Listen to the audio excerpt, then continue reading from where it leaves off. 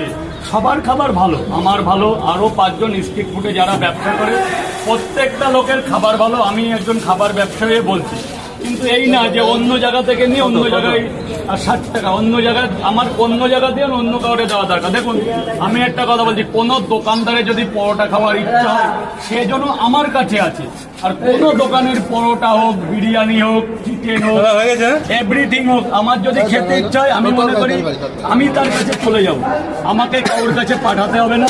আর আমার খাবার আমি কারোর হাত থেকে পাঠাতে চাই না, তার জন্য আমি বাধ্যতা না। কেউ ব্যবসায়ী আমি প্রয়োজনে আমি দিয়ে আসবো, আমি নিজে যাবো। আর যদি যেমন রিয়াদি যায় এসে বললো যে কেউ একজন তোমার পরোটা খেতে চেয়েছে, আমি কখনো টাইম করে তার আমি অত্যন্ত খুশি হবো সে আমার পরোটা খাবার খেতে। হ্যাঁ, আর সেটা আমি যাকে দেবো, যেমন রাম শ্যাম যাকে দেবো আমি নিজের হাতে আমার খাবার আমি দিতে চাই। আমি না চাই কোনো ক্রিয়েটারের হাতে দিতে, না চাই কোনো কাস্টমারের হাতে পাঠাতে।